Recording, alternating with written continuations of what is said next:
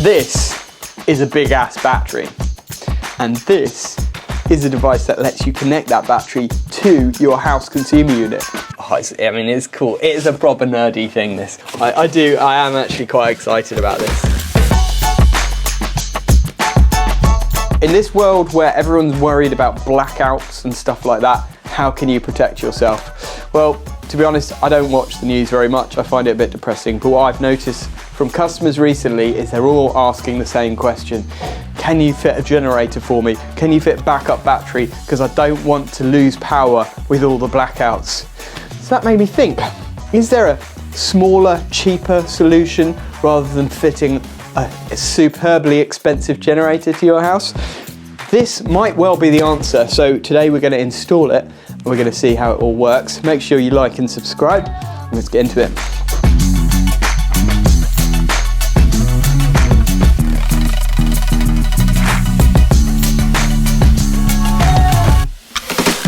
So we've got the EcoFlow Delta Pro battery. You might have seen us using the Delta Pro Max before in a previous video where I plugged my Tesla in and charged my Tesla from this portable battery. Well, we've got a similar setup here today, but the difference is we've got this smart panel which enables you to wire that battery into your house circuits and run your house circuits off of that battery. So I'm going to just get it open, see what it's all about, and I'm going to share with you the whole process of installing it, see if it's any good or not. So this is the smart panel. It's got a door. Let's see what's behind the door.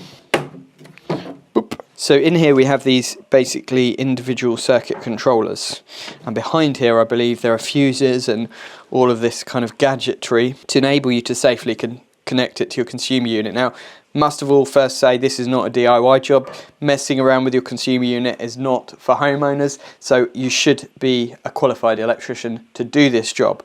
That's the first point. Second point is I've never done this before, so although I'm qualified, I am going to be winging it, and please excuse me if I do make any silly mistakes, but I think this is going to be fun to install. So the idea behind this, I believe, is that you whack it on the wall like that, and then you have cables that link to your consumer unit.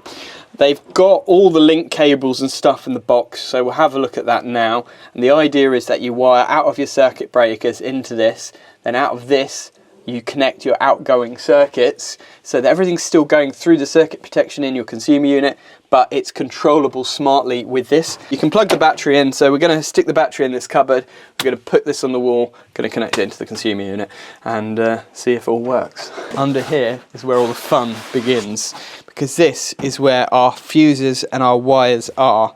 So these wires are like pre-made wires that plug into the smart home panel and go across into your consumer unit. So we've got the live wires, neutral wires as well, I believe. This is a real like nerding out moment for me. I love discovering new tech like this, and I think it's going to be really interesting. So I believe that these are like circuit protection relays. So these allow you to switch the circuits on and off, and they're rated at different amperages. So you've got in this box 330 amps, 36 amps and 616 amps. So it kind of fits most of the circuits that we would want or need to control. Now, we're not going to be able to control like an electric shower on a 40 or 45 amp breaker on this. That is just too much power. We can connect up to 3 of these Delta Pro batteries, which would give us up to 10 kilowatt hours of battery capacity. But here we're just doing the basic setup with one 3-point-something kilowatt hour battery. That should be enough to run all the basic background stuff like lights, sockets and things in case of a blackout, an emergency. But there's also something clever that we can do with this to actually save our customer money on their electricity bill, and I'll talk about that later on in the video. This might be a little bit of a long one, so grab a cup of tea, grab some hobnobs, chocolate hobnobs preferably. If you're a fan of the channel, you'll know why, and then watch as I install this magic device. Right, so first things first, I'm going to get the cover off this. It's got these little security screws on the sides and on the top. There we go. And here's where the magic happens. So it seems to be designed to be like pretty plug and play. Basically we've got 2 cable entries at the side here. So what we've got to try and do is get this mounted on the wall probably will run flexible conduit from here into there, another flexible conduit from here into there, and that will allow our incoming and outgoing cables. I've got space here and here for our flexicons, so I'm going to drill those out now. So in these holes we're going to put a flexible conduit adapter. We're going to use this flexible conduit to attach our cables neatly and safely to the consumer unit. For any electricians who are looking for a new string to their bow, EcoFlow are creating an installer network where you can get on their list of approved installers to actually install these products for people. So that could be an interesting new line of work for some of us. This is pretty much designed with the American market in mind, let's face it, and they have quite big, tall electrical panels. Normally they would probably install like a 32mm or 40mm metal conduit going straight across into the side of the electrical distribution panel in America. However, we have these stupidly small, pathetic distribution panels here in the UK. So hit a thumbs up if you're an American and you want to gloat for our rubbish electrical systems that we have here. What it means is that it's going to be a little bit more tricky, I think, installing it here. We're a little bit more tight for space. But I'm going to drill two 25mm holes here. That gives us our space for our flexicons, and it just means, unfortunately, one's going to go straight across, the other one's going to kind of come down and across. But it is what it is.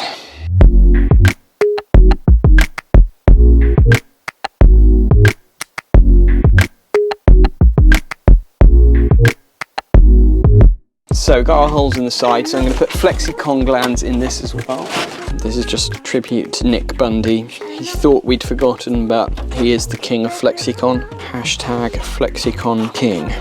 So here are our wall brackets, and it even tells us the top one and the bottom one, just for complete idiots like me who would probably do it the wrong way around if they didn't tell me. It looks like that basically goes like that. So basically that is gonna just click onto there. So we've got to mount this top bracket on, then this will slot on, and then we can fix our bottom bracket.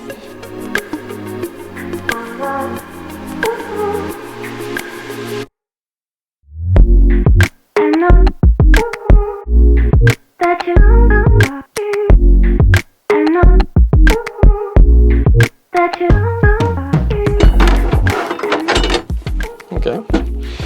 Pretty easy. Now that I've marked the top and fixed that back, that's hanging in place.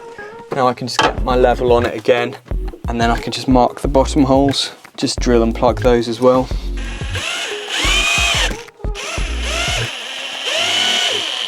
So our smart panel is on the wall. Good first step. Now we've got to figure out how to wire it up. Superb. This, I think, is the cable that goes from the battery to the smart panel. Very interesting looking. Sort of looks like ET or something. Does that not look like ET to you? Maybe I'm just losing the plot slightly. So these are the relay modules, and what EcoFlow recommend is that you install these to protect circuits that are kind of important to back up. So things like your refrigerators, socket outlets in essential areas, so like your office, for example, if you're working from home, your Wi-Fi socket, all those kind of things that you would ideally love to keep going during a power cut. In this house we've got two lighting circuits, we've got three socket circuits. For our 32 amp rings we're going to use 30 amp relays. We've got two 30 amp slots here, two 30 amp slots there. All the rest are 20 amps max. And what I like about this is they're numbered here, 1, 3, 5, 7, so 2, 4, 6, 8. So they're numbered, and then the plugs up here correspond to those particular numbers. So we're just going to fit our relays in first in the correct slots that we want to use for the right number of circuits, and then we can start wiring it across to our consumer unit.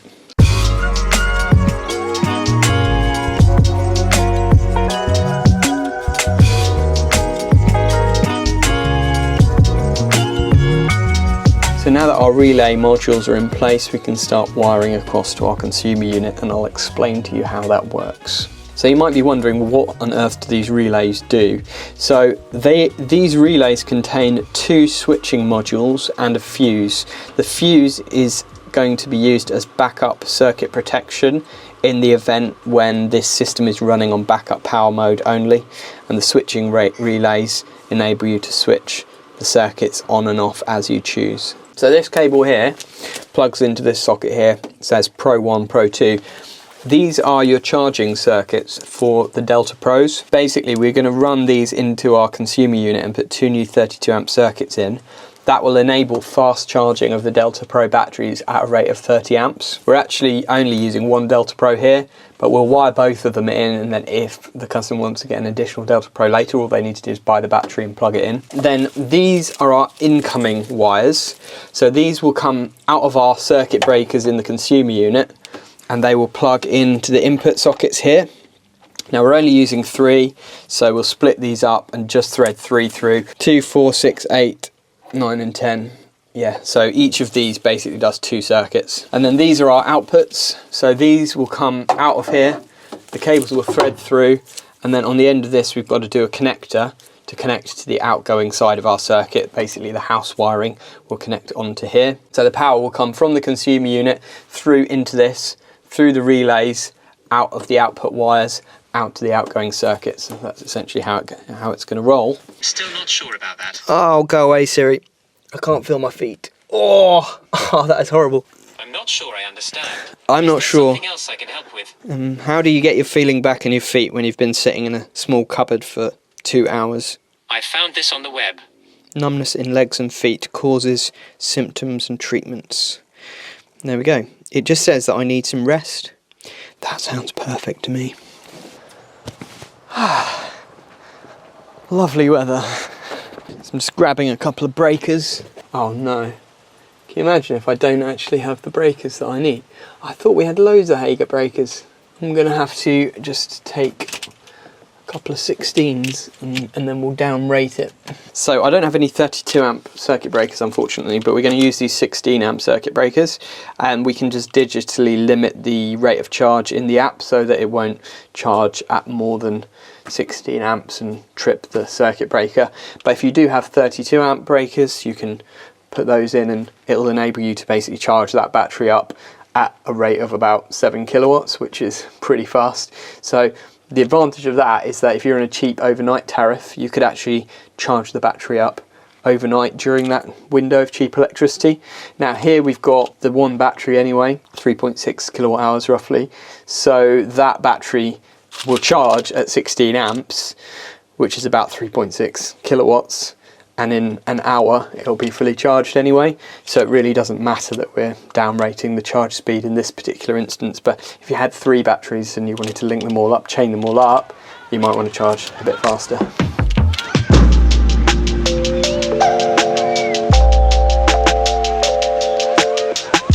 So we're going to put these into our input conduit. So these are all our input cables and our 2 power feeds for the battery charging circuit. Pretty tight in this 25mm, but it will just about go. Boom. It's nice how they give you plenty of length on the cables. This one is our Pro charging circuit plug.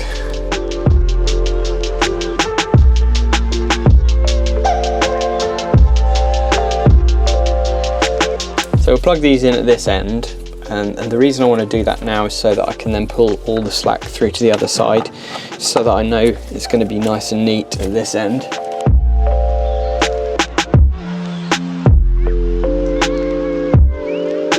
I need one of those little stools for working in small cupboards.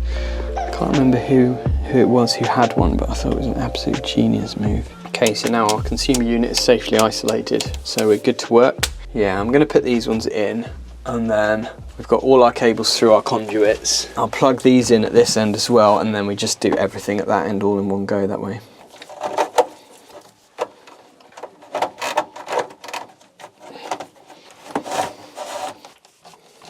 So they're all plugged in at that end, and now we just need to get these brown ones are going to go into the circuit breakers. Then we're going to remove the outgoing wires, and we're going to put those on Wargo connectors and connect them onto here.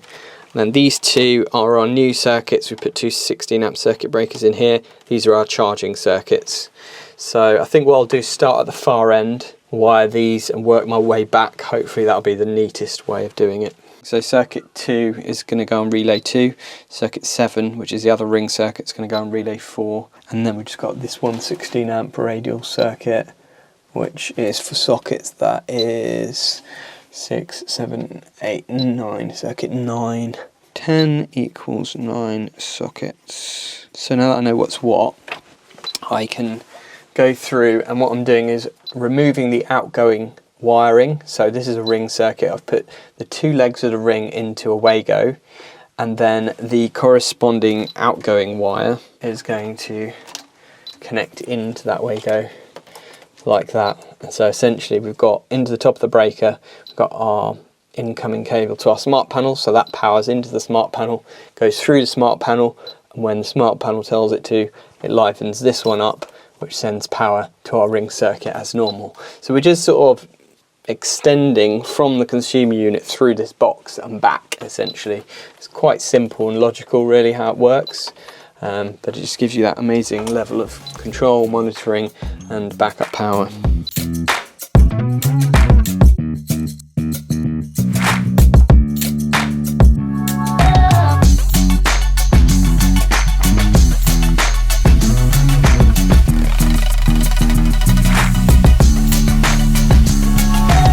We are cooking on gas now. Right, so here we have what's called our in cables, the brown ones coming out of the circuit breaker now.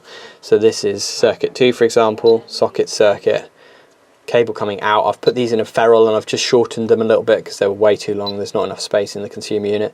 That goes through here into here, and then it's going to go through the relay and then out of here, through here, along and into this Vago connector, which is a special push fit connector, which is capable of sustaining 32 amps of current, even actually more than that, and fits a nice 4 or 6 mil cable in. So I've connected those together in there, and then just done the same with every single circuit, in and out, etc. And then these two are our circuits that we've installed for powering up the battery to charge the battery, our charging circuits.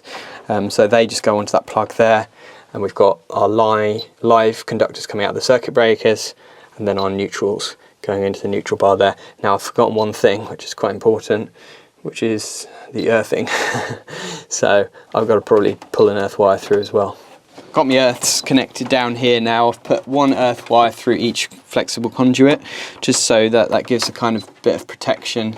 That's part of the requirements in the instructions that you're supposed to do. I'm going to connect these earth wires to the main earth terminal. We only have one free terminal, so I'm going to have to connect both of them into that, but it's not the end of the world. They both go to the same place at the other end anyways. We've got everything connected up now. My feet are completely numb. We're kind of ready to close this up now. We can label everything up. So I think what I will do is just label these relays here. We'll label the front as well. Then we can close this panel up and just start the commissioning process. So I'm going to put the cover on, and then we're going to energize our circuits. So before we do the device wiring testing, I just want to show you this before we get it all kind of jacked in. So this is a really cool thing. We did a video about this where I actually charged my Tesla off one of these. And basically you've got 4 13 amp sockets, you've got 4 USB-A sockets, 2 USB-C ones, and you can just power it on with that. It's at 29% charge at the moment. You can link several batteries to this. On this side you've got these additional ports. So you've got a socket for like a cigarette lighter type thing. You've got what looks like a connection, hardwired internet connection. You've got some DC ports there, and that I think is for solar panels to connect, so that's pretty cool. But under here is where our Infinity AC plug goes, so that is going to plug in there, and then the other end is going to plug in to our smart panel. We're going to do, it says, before getting started, please finish this quick test to make sure the wiring is correct. During this testing, all circuits will be cut off. If wires are reconnected, please perform device testing again. So we'll do start testing. Let's see what happens. Oh, there we go. It has cut off all our circuits and it has re-energized them. So what we're going to do is name our circuits here in the app. The first setting, just so you know, so we had to set up the grid information, so we put our country and location, then we click next and we name our circuit. So circuit 2 is obviously here. Now what I've done during the installation, as you saw, I just named the circuits. So circuit 2, that is socket ring. If we do 30 amp, we can select which icon we want. If we do appliances and we select sockets, it gives us a nice little picture. Circuit 1 is not in use, so we'll turn that off. Click save. Circuit 3 is not in use either. Circuit 4 is in use, and that's our other ring. Sockets, ring. Circuit 6 is our lights, so we'll do lights. Right, there we go. So now we can see everything in the app and we don't have any errors anymore, which is good. And then we'll go next. Now we need to set our rated circuit current for our infinity ports. Now we're only using one of the infinity ports. The circuit breaker that we've used is a 16 amp, so we select that. We select EPS mode. In EPS mode, the switch time from the grid to battery is within 20 milliseconds. The battery in the inverter will be in standby mode to ensure quick switch time. When EPS mode is turned off, the battery is in standby, but the inverter is off. Hence, the switch time is 2 seconds.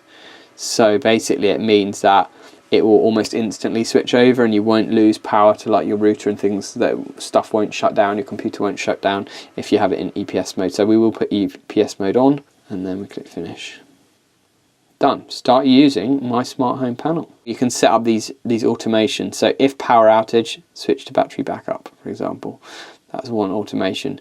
But if we want to set up another automation, so like if schedule is date and time, then every day, for example, you can switch to battery backup. So if you wanted to charge the battery during the nighttime cheap electricity and then have it run the house during the day, you could actually do that. And you can select which circuits that you choose to do that with.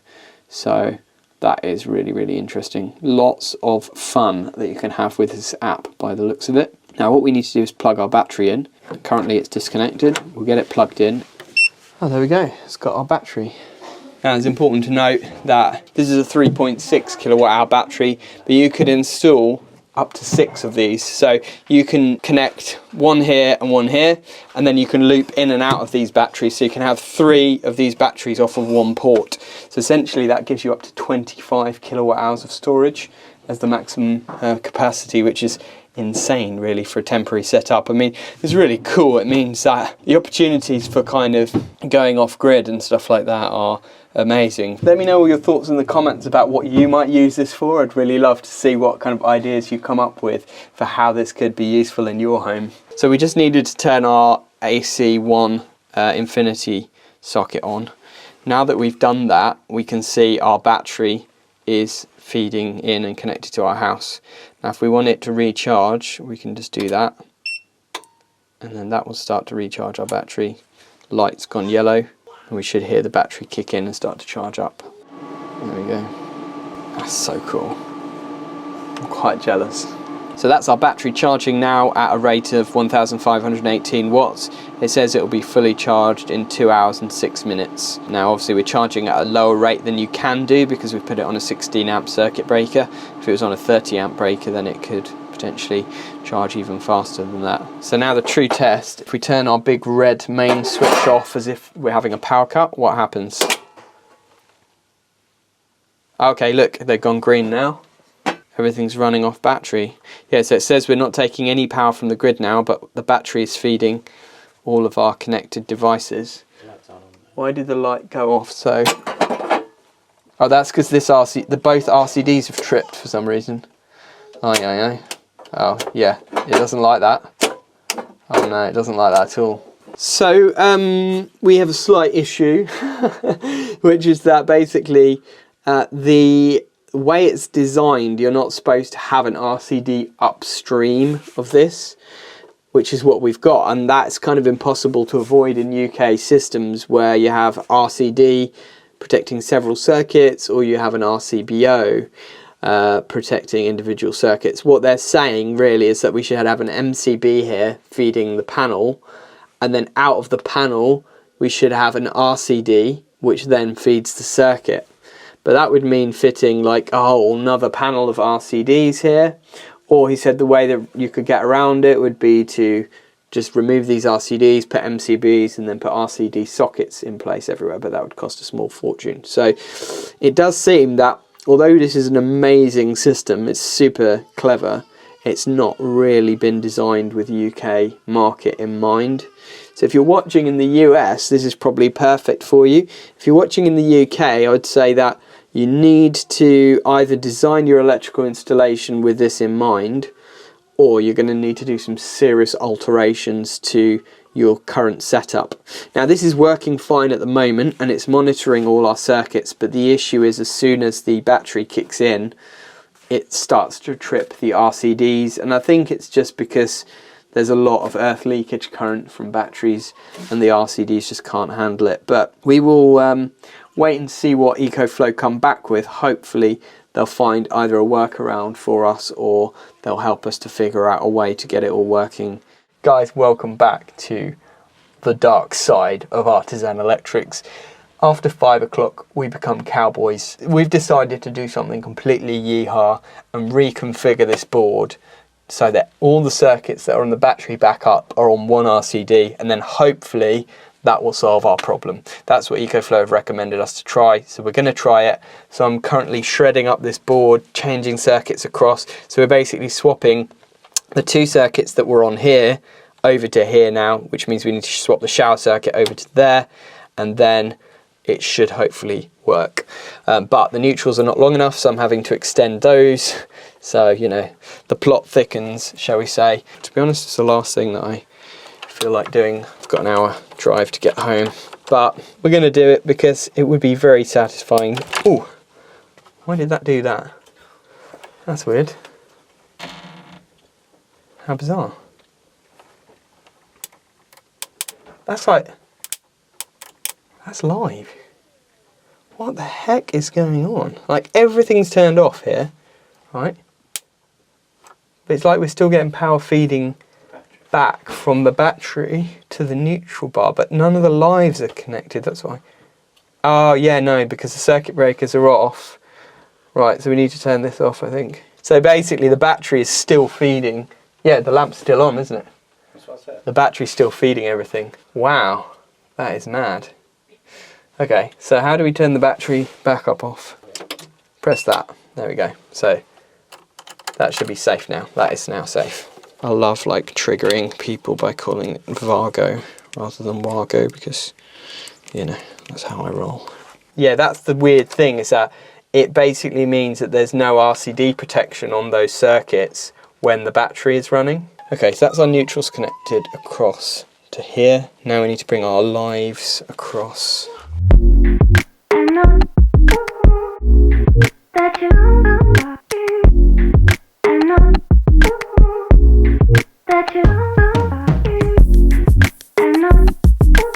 So we've put all of the backup circuits now onto one RCD and we're hoping that that will solve the problem. But the real test now comes where we turn the power off and see if it goes into backup mode and it actually runs everything. All right, let's turn the power off and see. Should kick in, right? Hey, it works. There we go. Fantastic. And nothing's tripped. The RCDs haven't tripped. So basically that's the lesson. If you do have an upstream RCD, you cannot have dual RCD. And I guess that would probably apply to RCBOs as well. But if you just have one main upstream RCD, it will work. So if we flick the power back on now, it should seamlessly continue. Yeah, there we go. Fantastic. Well, that is a result. I am very pleased.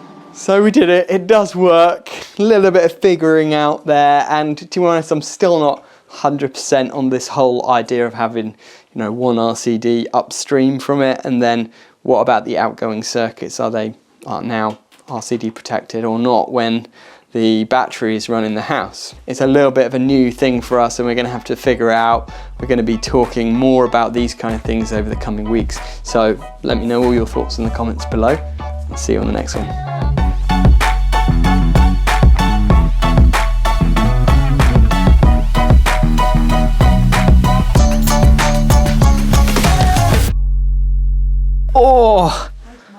Oh yes, stretching, stretchy.